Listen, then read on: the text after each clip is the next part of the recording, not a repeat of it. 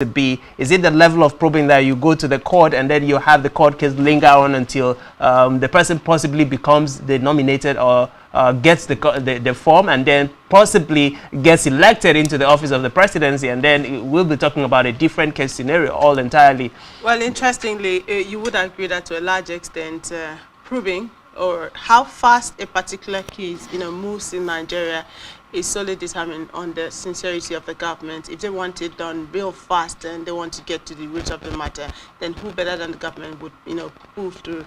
And if they're sincere about pursuing or proving ministers under President Muhammadu Buhari's cabinet who are vying for the office of the president come 2023, then that would be more than possible. Well, if they actually want to. A lot of Nigerians would disagree because we've seen different scenarios of probing of politicians happen in this country, and we've only seen the ones that happens to be tagged witch hunting coming to bear. And then under such situations, you also understand that there have been series of stalking when you have court cases and court proceedings and going back and forth, appeal of the cases and all of that put together. So if you're looking at actually probing persons at this point in time, I don't think a lot of Nigerians will agree as it being a way of ensuring that there is checks and balance. And then there's another side of argument. These persons have been ministers within your government. Before they were ministers, they have been, some of them have businesses, some of them have been in politics for a long period of time. Most of them have supporters who are capable of raising money. Like we have seen persons come out to raise money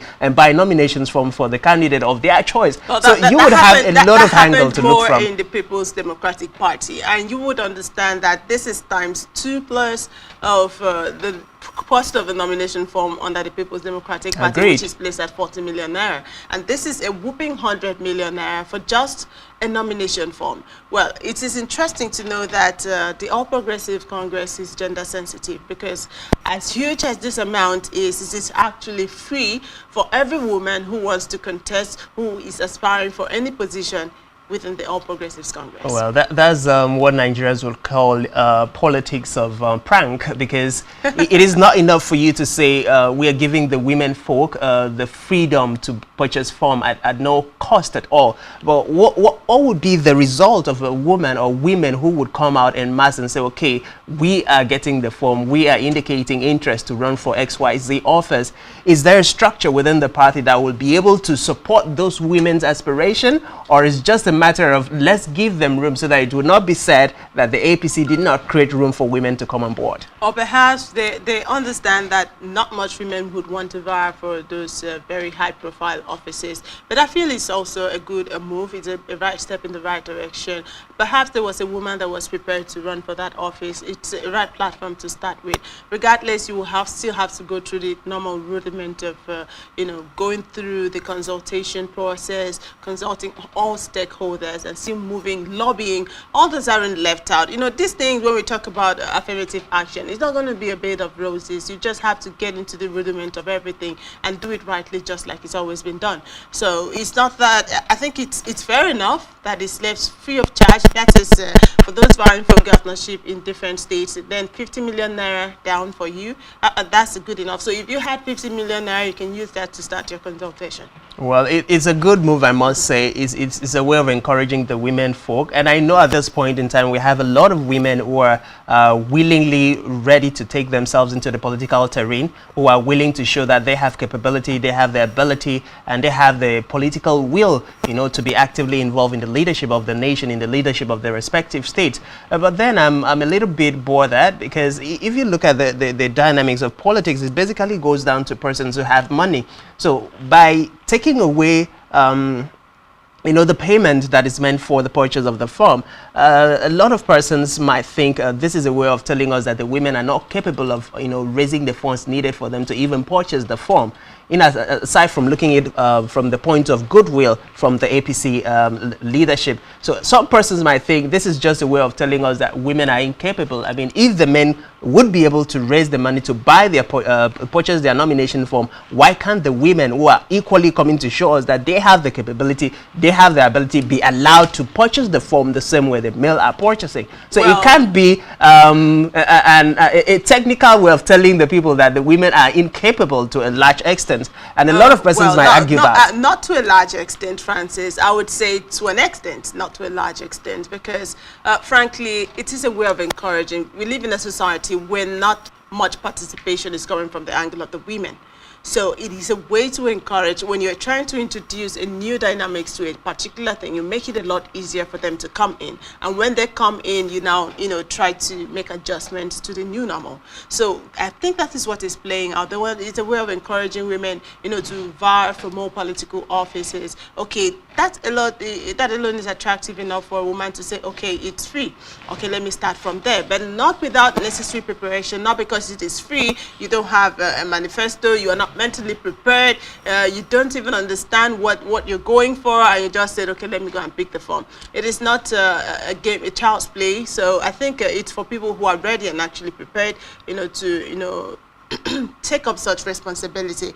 We're talking about the NEC meeting of the All Progressives Congress and some resolutions. It was earlier in public space that they said no consensus. However, the National Publicity Secretary of the All Progressives Congress, APC, Felix Moka, has said that the party is yet to take a decision on the zoning, as well as the mood of primaries it will adopt ahead of the 2023 presidential elections. Walker said this while speaking with some newsmen on Wednesday, hours after reports suggested that the party may have decided on the indirect mode of primaries. Well, that is another angle of clarification that Moka has come to, clarify. And this is due to the timetable arrangement. It was suggested before it's going to be an indirect primaries or no consensus. But yeah, it is yet to be decided upon. Well, the fact that they have said they're not going for a consensus candidate at this point is a relief to a lot of Nigerians, is a relief to a lot of party members. And then, in as much as they're yet to say, I think they might opt for the direct primaries.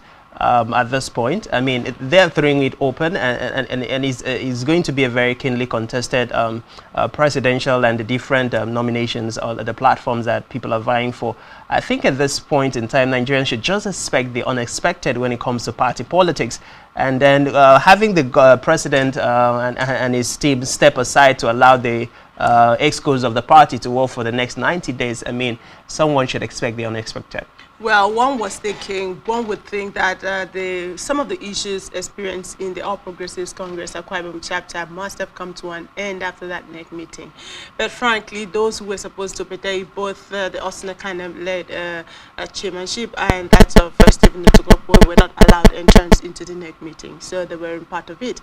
And one critical resolution as affected in that meeting was that the governor overstayed perhaps the it's an APC state that is being run. The governor becomes the party leader. And then in Akwa Ibom state, it has been resolved that Obong Simaike, former deputy governor of Akwa Ibom state, is now the leader of the All Progressives Congress in Akwa Ibom state. And it has been said also that this is not a responsibility of the chairman of the All Progressives Congress, Adamu, to resolve such issues because the case is already in court waiting ruling.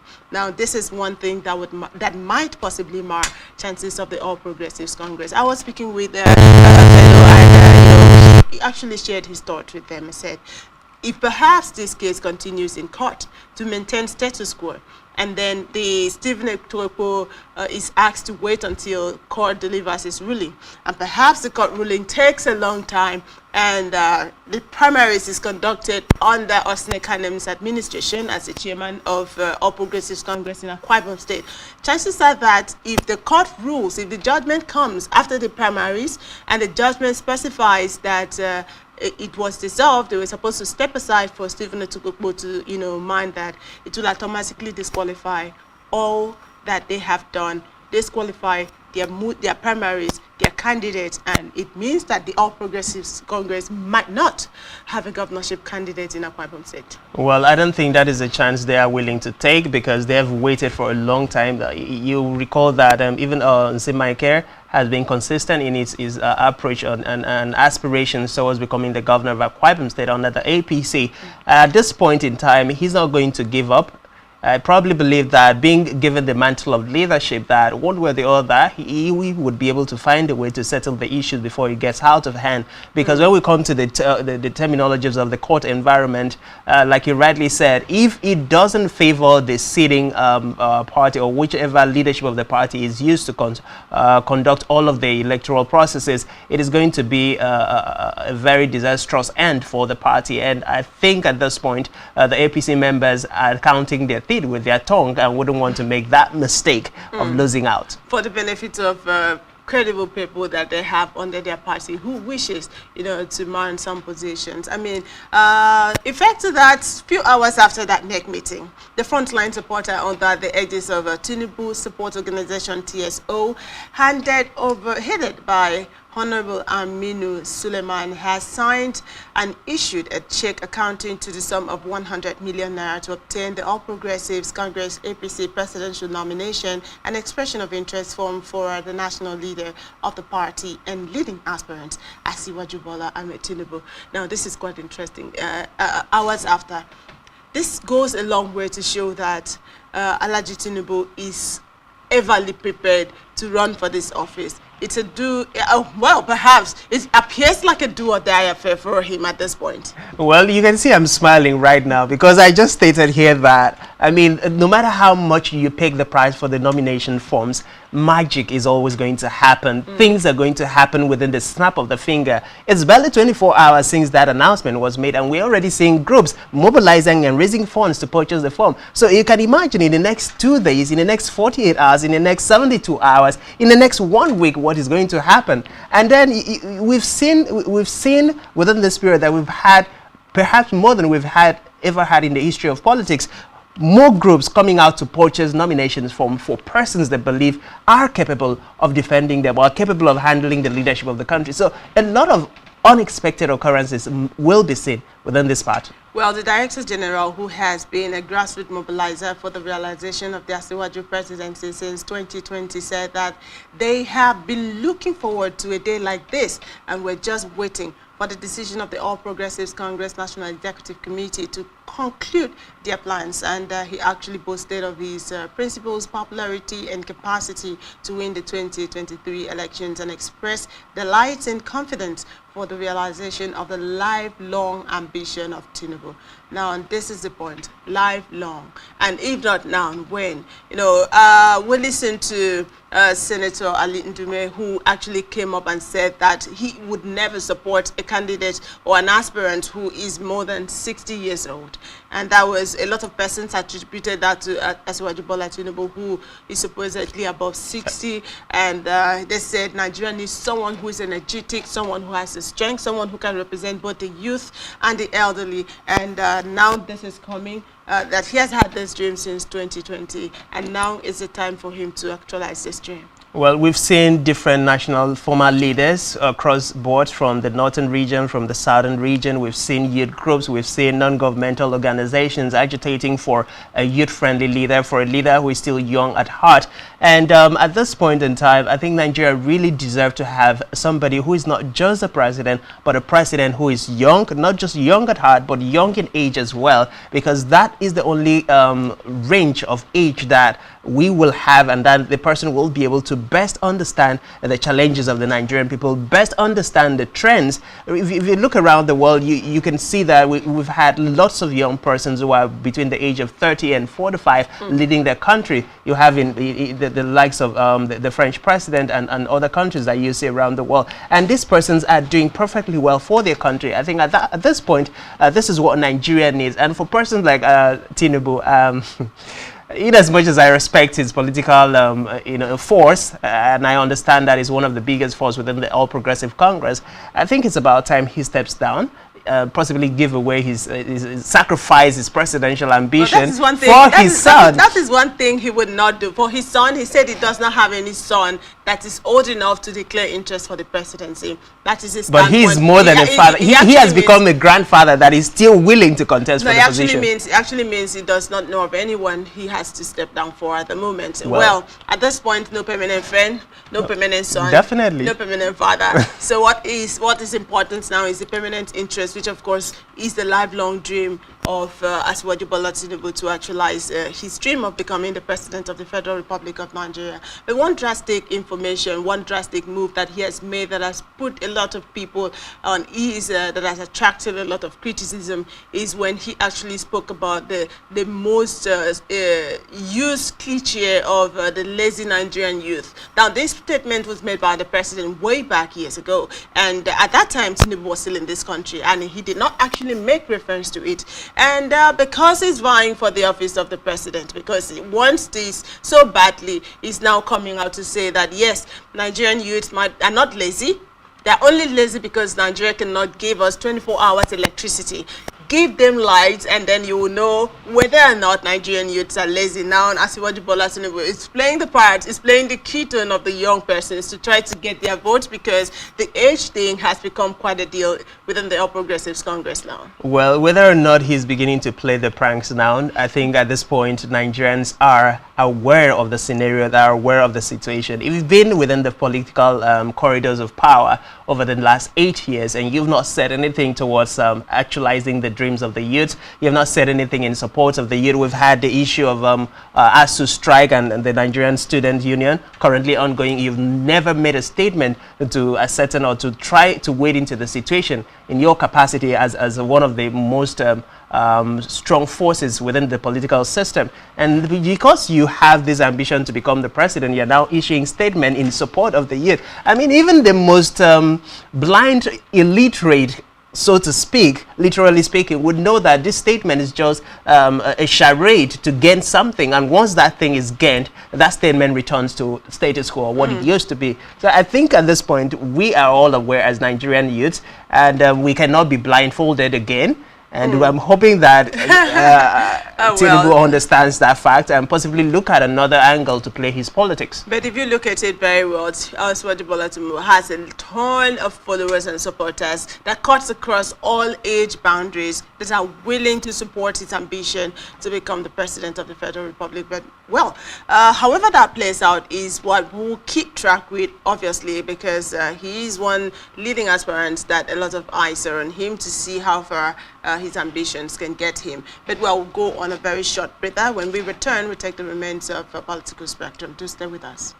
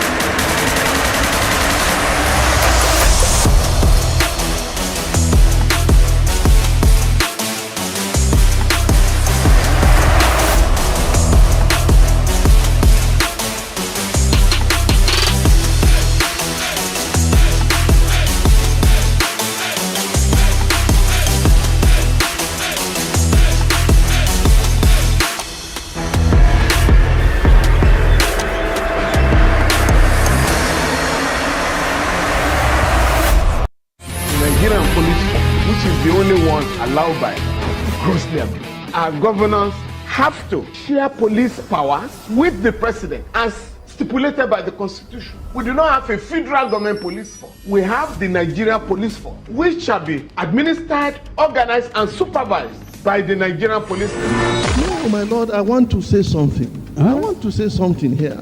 Perhaps it might also enlarge the scope of people who should be invited here for examination. My lord, if we cannot find those who literally murdered Abiola, who are those people who could be said to be the beneficiaries of the death of Abiola? Rogers has linked you with some of the killings he did. He never did. He linked you with the attempted murder of Hebrew. He did not. My lord, the Matters Council is leading the evidence in our matters. Is this an adversary proceeding? It's not, my lord, but we can't be talking about cases which are in court, Is my this lord. an adversary proceeding? It's not, my lord. These cases are in court, my lord. I'm just reminding your lordship. My lord, sorry, my lord, I think I'll be in cross-examination. Legally Speaking, a program that deals with legal issues and questions we face as citizens of this amazing country, Nigeria. Legally Speaking. Join us every Friday from 5 p.m. to 6 p.m. for Legally Speaking.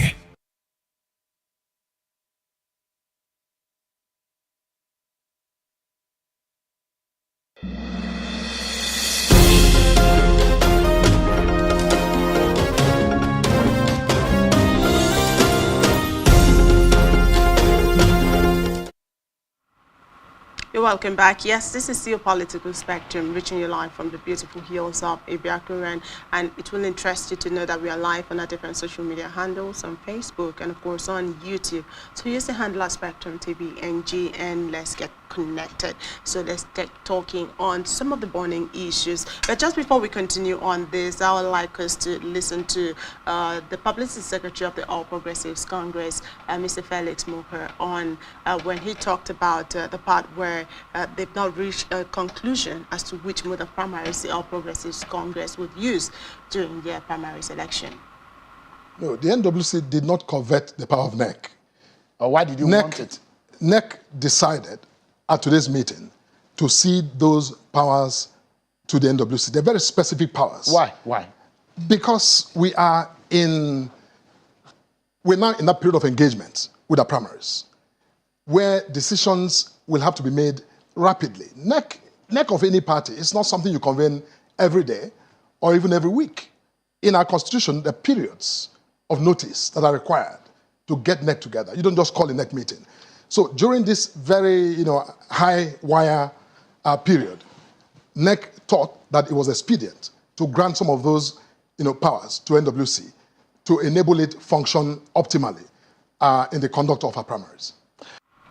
Well, interesting there. The mode of primaries is yet to be decided upon by the All Progressives Congress, but now is the time for them to quickly, look inward and see the best possible approach to that particular issue. Because quite frankly, judging from what happened during the National Convention when they had the consensus decision reached in less than 24 hours, you would understand that it was quite an emotional issue for a lot of persons. Some persons actually came on the podium and cried that they've suffered so much for this party and they're not going to step down regardless. So a lot of issues and controversies such as that could be curtailed if they can actually come to an agreement on time and settle all factions, all parties involved. Well, I think at this point, a very big factor has been taken off the shoulders of a lot of the stakeholders, considering the fact that the president has decided to step aside and allow the committee to do its due diligence. And I want to believe that within the party structures, APC supporters at this point might be hoping for a possible change, a possible decisions and announcements that would help every other person fall in line, and then also ensure that if peradventure the primaries or direct primaries is chosen, people don't get to miss out. And if you miss out, then you will understand that you missed out basically because you could not have enough goodwill from the supporters within the party. Absolutely, because quite frankly, it's a matter of goodwill from the supporters. And if you know that you did not have that, it is satisfactory enough to say, yes, I tried my best and this is what I could get. Yeah. So only 7,800 delegates to vote for all the aspirants, all the top aspirants to juggle around. So let's see who takes it at the end of the day. Let's see. And moving ahead, the Udom Emmanuel Presidential Project invited Deputy National Party Officer and National Ex-Officio Member that of his People's Democratic Party for a consultative meeting. At the meeting, the presidential aspirant, Governor Dom Emmanuel, intimated the audience of his presidential ambition, which is anchored on the restoration of national security, revamping of the economy, and the provision of adequate infrastructure. In the response, the Deputy National Publicity Secretary and Chairman ex-officio member firm, Ibrahim Abdullahi and Yanana Iyar, respectively, spoke glowingly about the governor. I mean, I recall during the Governor Speaks edition, Francis, when the governor actually made a statement and said that a prophet does not lack respect, but in his hometown. It appears that the governor has, gathered a lot of momentum and a lot of, would I say, antecedent at the forefront at the federal center in Nigeria, and a lot of northern Nigerians seems to believe so much in the governor's capacity to change the economy of this country. Well, considering the governor's background in the banking sector, he, like I would always say, has traveled through the nooks and crannies of Nigeria across the different states, and has had the opportunity to interact and relate with a lot of those top personalities across borders. So you would naturally expect that, having experienced him in the banking sector, having experienced him as a chairman in the boardroom, a lot of persons would give him that respect. And then judging by the things that he's been able to do in Akwa Ibom, especially about the ability to keep the state in a very peaceful state, a lot of persons will also commend that effort. But regardless of that, I beg to differ from the stand that a prophet is not oftentimes welcome, because within Akwa Ibom State, we have had some persons who have come out to say governor has done greatly well, even for his presidential ambition. So I think it would be unfair to say that a prophet is not, welcome in his own home. It has always been the governor's expression. I'm just taking slides from the last governor speaks, which the governor spoke a lot. And actually, there's this, when the governor, when His Excellency is talking about a lot of things, and that he's really is putting his emotions to this. He said, "Yeah, thank you, Kokanyan." You just see him come down to the dialects, to Ibibio, to speak with you one-on-one, to tell you that yes, this thing is real. People need to respect your governor. I mean, something like that. So you see the governor speak one-on-one, speak from his heart, speak in the best language that the locals can understand, and then tell you, yes, this is this and this is that. Yes, I've heard from the governor on a few occasions when he's had to speak to the Akwa Ibom people, and I've been aware of that comment.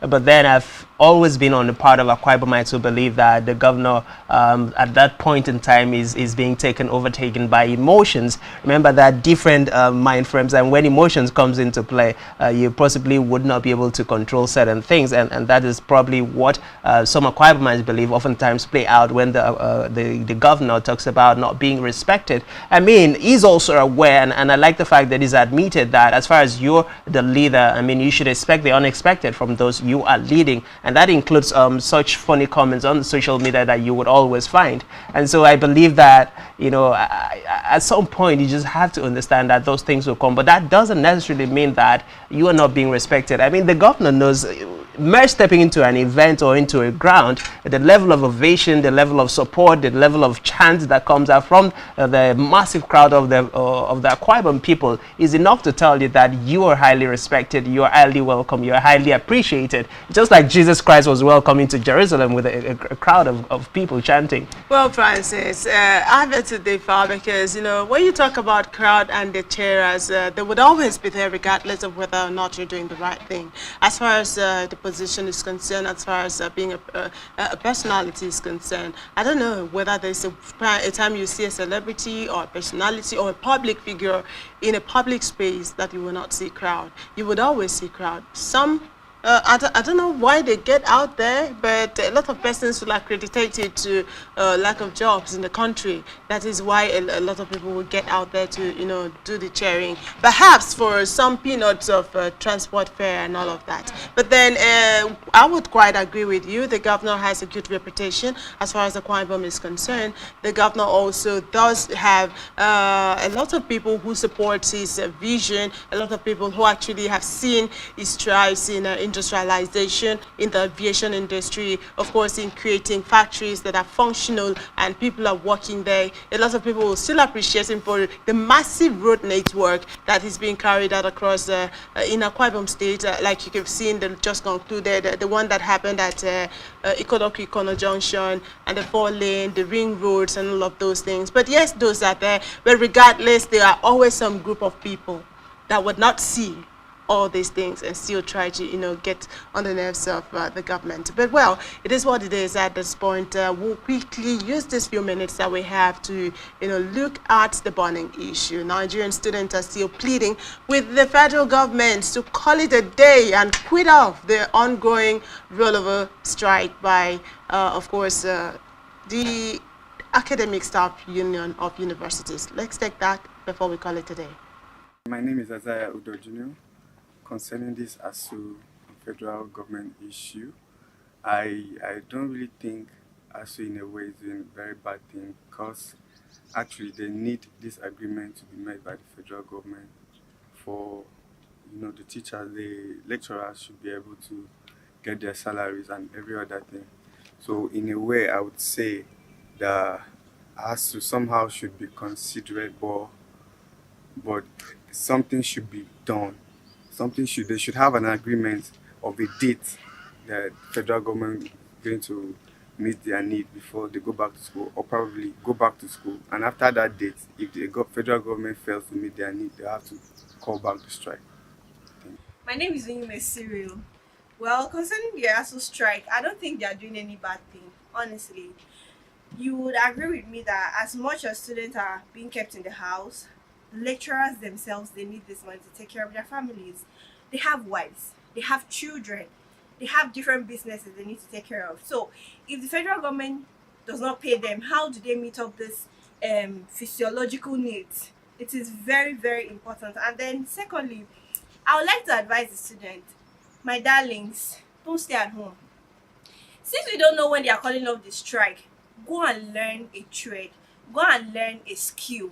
Maybe fashion designing, it could be hairdressing, could be cobbling of shoes. It could just be anything, so that you don't waste your time staying at home and waiting for the federal government. It's even a plus for you. So by the time they are done with their different disagreement and agreement, you're going back equipped, you're going back more productive. Get a little machine and so while you're getting your money, and take care of yourself in school.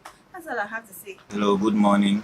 My name. Yes, a word to say is enough. Otherwise, while we're still waiting for federal government and ASU to, come to a compromise on the negotiation table and call off the strike, yes, get busy with meaningful ventures. Well, it is the right thing to do. Get busy. I mean, if you're waiting to graduate before you start looking for a job, we already know that the labor market is oversaturated, it's overrated, it's overpopulated. There are persons who have graduated years before you even think of graduating, decades even, and we're here to get a job. So it's about time you get skilled up and then utilize that skill to keep body and soul together while waiting. Absolutely, and now is the time for politics. A lot of persons are still yet to declare, and we're keeping tabs with that.